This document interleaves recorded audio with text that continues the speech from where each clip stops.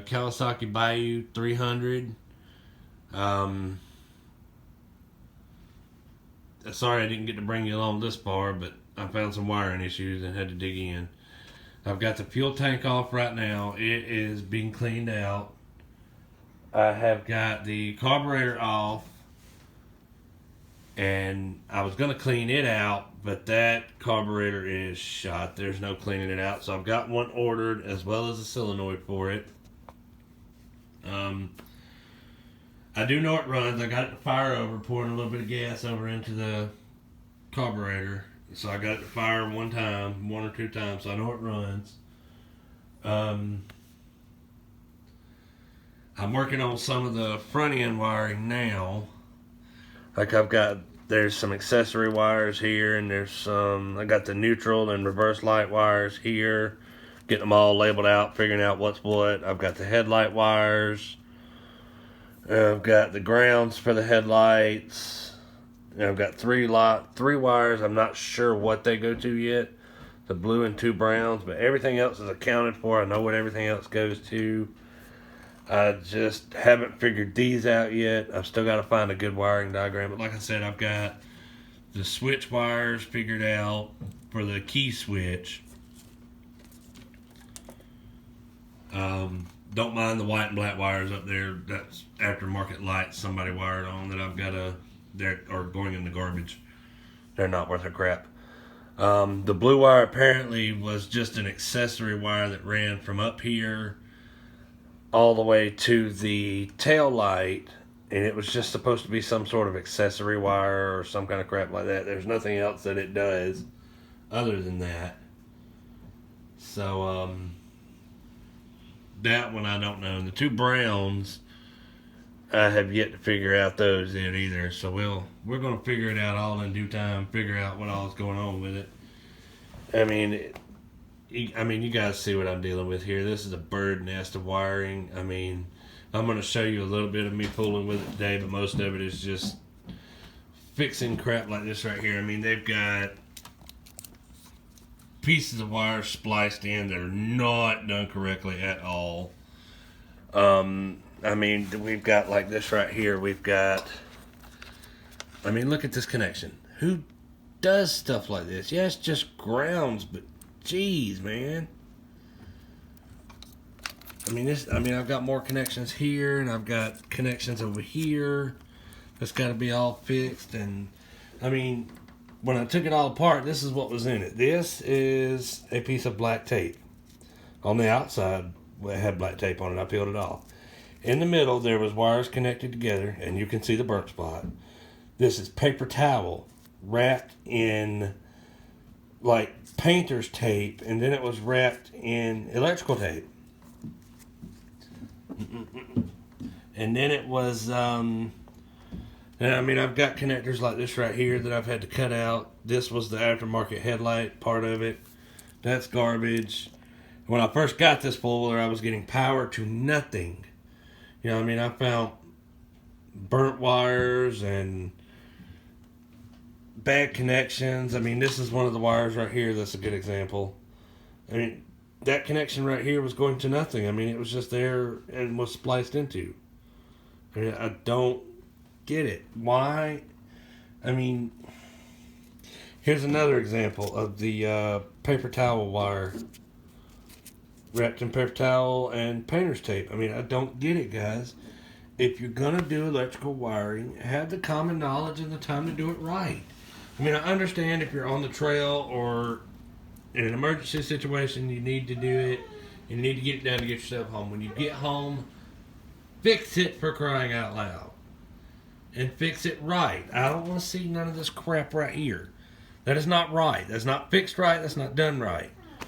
If on something like this, it being an ATV that's going to see weather, water, and stuff like that, go and get you, they sell them at Harbor Freight, for crying out loud. Get the sealable butt connectors. You heat them with a heat shrink gun that seals them up with a glue. You're never going to have an issue with something like that.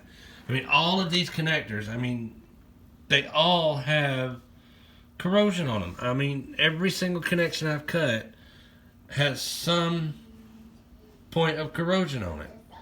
I mean, I just don't get it.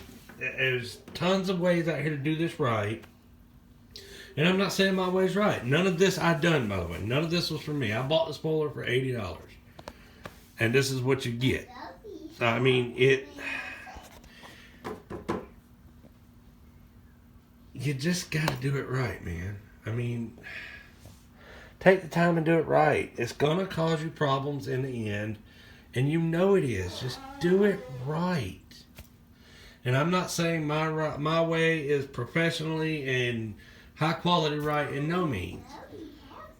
I mean, I solder connections and I can use butt connectors. I prefer to solder them, especially on a condition like this. But, I mean, even butt connectors would be better than this, guys. I mean,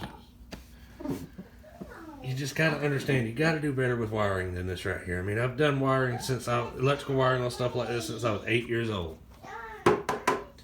So, I mean, there's no excuse for this, guys. No excuse for this kind of wiring. No excuse for this kind of nonsense. At all. I mean, I've spent days looking for wiring diagrams for this thing. Literally days. And nothing is accurate. And part of it's because I have wires that are bum-fungled together. And they're just not right. I mean, look at this rat's nest, guys. I mean, look at it. None of this was wrapped in electrical tape. Some of the wires were melted together from overheating. I mean, it's a good way to cause a fire, guys. It's a good way to get somebody hurt. I mean, I don't know. You just can't put that across enough. I mean, you know, people think it's okay to do stuff like this, but it's not, man. It's really not. You know, once again, like I said, you know, I understand you need to get it done in a hurry, but come on now. You can do better than this. Alright, guys, I guess I will spin my camera mount around here and see if I can show you a little bit of what I'm trying to pick through and a little bit of stuff like that. I hope this works. I've never tried this out before, so we're going to try out this mount. And guys, if it turns out wobbly, tell me so. If it doesn't, let me know. I need to know these things because I don't have a tripod for my phone right now, and I'm just using my phone. So you got to kind of bear with me here, and I'm working with what I got. Alright, that should be okay. Let's see if that's going to stay there for a minute. It's going to be a little wobbly when I bump the pole or something like that, but you guys will get the kind of gist of the idea and get the point. You know, whatever. All that jazz. I mean, I'm just going through, and I've got a little tester here, and I mean, yeah, there's better testers, but I got this one from, I think it was AutoZone or O'Reilly's one. It tests for grounds and positives as long as you've got it hooked up to a battery source. Like this one right here, this bump fungal of wires right here is, you know, that's all ground wires. See how it light? Well, you guys can't see that. Maybe now you can. Yeah, there you go. See how that lights up green? I mean, that's just a ground wire. And then you got wires like this right here. Where's it at? Like this wire's got a cut in it. You know, see the cut right there? I mean, that is a power wire, guys. I mean, can you see that lighting up right there? You see that red light? That is a power wire that's cut like that. And it's got multiple splices in it, guys. I mean, look, there's one. I mean, and it's showing copper here. I mean, that's a short waiting to happen. I mean, you just can't do stuff like that. Got a solenoid on the way for it too, because that solenoid's bad. I mean, there's just multiple kind of wires here and stuff like that I'm having to go through. Yeah, I've had to cut into a lot of the harness and untape stuff like this right here to figure out what's what. You know, just figuring out what stuff is, like little fixes like this right here. I've got to find before I can run this spoiler. I mean, I can't run the spoiler like this. I mean, I'd be crazy to run it like this. I mean, you guys understand that. I mean, this right here's a power wire. I mean, look at this. That's a power wire with no connector on it. It's just sitting there. I mean, waiting to be shorted out on something. I've got to figure out what some of these wires go to. Like I said, the blue one is, as far as I can tell, it's just a useless wire. It was just an accessory wire and done nothing. There is a blue wire right here that goes up to the coil, but it's not part of this blue wire. It's a completely different wire altogether. And I don't know. This is the... Sorry, guys. This is the voltage rectifier or voltage regulator, whatever you guys want to call it. I mean, I'm going to call it the voltage regulator on my video. Everybody can call it whatever they want to call it. But, I mean, every one of these wires... See, this is it. I'm sorry, guys. I got to remember to keep you guys in front of the camera. This right here is... I mean, all that's been spliced together. Every bit of it. And it's been spliced together improperly. So now I have to cut every one of these wires, splice them together properly, cut out any corrosion that's in them, because it's going to cause problems later on if I don't. I mean, is this a $10,000 four-wheeler? No. No, it's not. Absolutely not. But do I want it to be reliable? Yes. I'm going to use this four-wheeler for hunting and for fishing and for yard work and for stuff like that. It has to be reliable. I cannot have something that is not reliable if I'm going to be taking it to the woods or to the lake or anything like that. If it's not reliable, it's not worth having. Because you're going to spend more time fixing it than you are using it. And yes, things are going to break down. Yes, I understand that. And I mean, it could break down here and there and it could not. You know, I mean, that's just the way it goes. But if I take the time to fix it all now, it's not going to cause those problems in the future. This four-wheeler was a nice four-wheeler. It came from a military guy. And I don't know that he did any of this.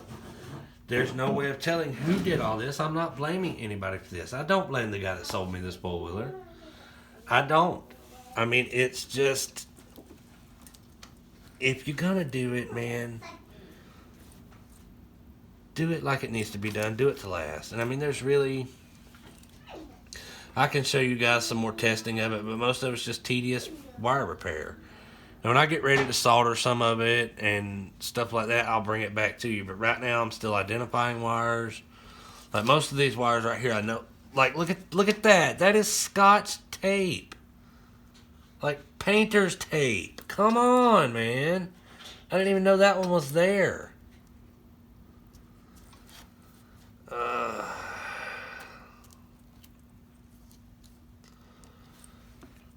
Yeah, I mean, so you guys see what I'm dealing with. I've got the carburetor will be in.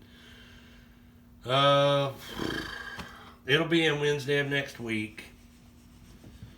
The solenoid should be in before it or the same time as it. You know, guys, once again, you know, these are Amazon parts. I ordered these parts off of Amazon.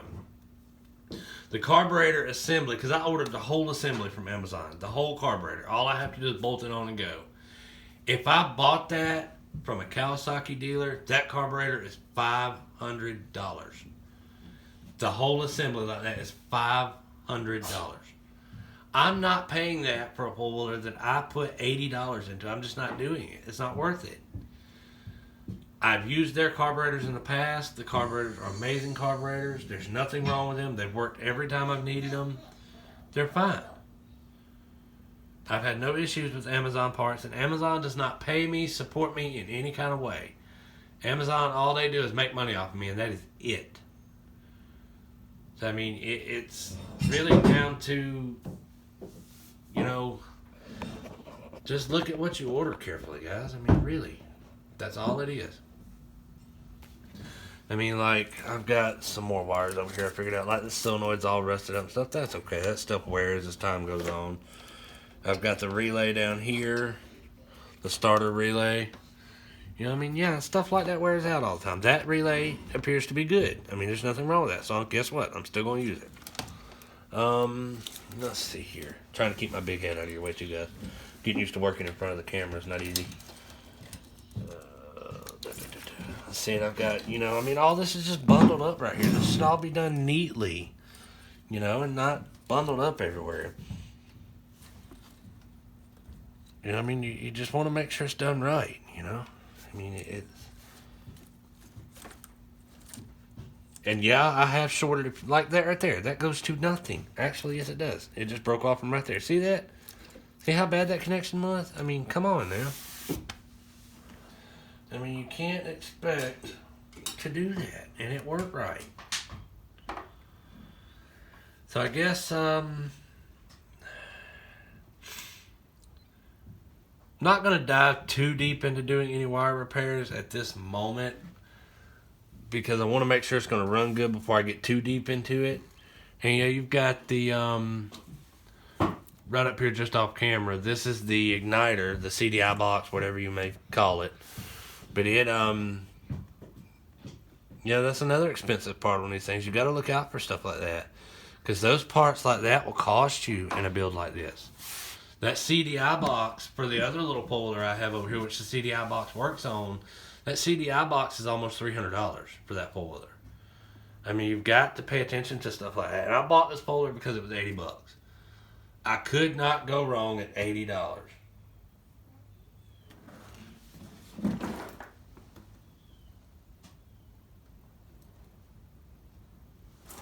I could not go wrong at $80. I mean, it'll part out for that if I can't fix it. When I did crank it up, it ran good. There was no engine noise.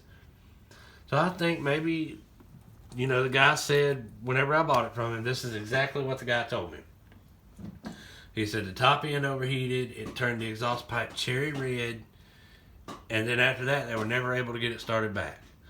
Okay, the cherry red exhaust pipe can be explained by maybe valves, carburetor out of adjustment. If it had been run that hot on the cylinder, it would have locked that cylinder up or blown the rings. This thing has good compression. It does not smoke. It seems fine. So I'm thinking it was just a combination of bad electrical and a carburetor that was out of adjustment. Or, you know, the valves could be a little bit out of adjustment. I mean, that's possible with something this old. And these Bayous and Kawasaki engines are known for their valves to be out of adjustment and clack a little bit, and the timing chain to be out of adjustment. You know, I mean, the timing chain adjuster is right down here. I mean, it's right here where my finger is. It's not hard to adjust it, and it's an auto adjuster. You just gotta loosen the bolt, and it plunges itself in and tightens the chain up. It's not that bad. These little four-wheelers are getting harder and harder to find, and I mean, there's an enthusiast group based around these four-wheelers and people that love them. I love these four-wheelers. They're good to use, and they're just good little ATVs if you take care of them. But I mean, you know, once again, it falls back onto stuff like this right here. I mean, that's just it, plain and simple, guys. Let me dive a little deeper into this, and I'm going to sign off for now. I'll dive into this a little deeper, see how some of the wires look, get their stuff ready to be connected, make sure I know what's going to what, because I don't know, I'm having to use my wiring diagram on my phone for that, and I can't record and use my wiring diagram at the same time. And I don't have a computer out here right now, so we'll get to that all eventually. But I'll bring you back, guys, whenever I'm ready for that, all right? Until then, thanks for listening, guys. And once again, do your wiring right or pay somebody to do it, man. It's not worth it. It's not worth it. Do not do this. I don't even know what to call it anymore. I mean, just don't do it, guys. Just don't do it. Take the time, and don't take that many tools. Tools aren't expensive. Not for that. Do it right. I mean, it's a no-win situation, man. All right, guys. I'm signing off for now. You guys have a rest of your good rest of your weekend. God bless, and thank you all for watching. Bye now.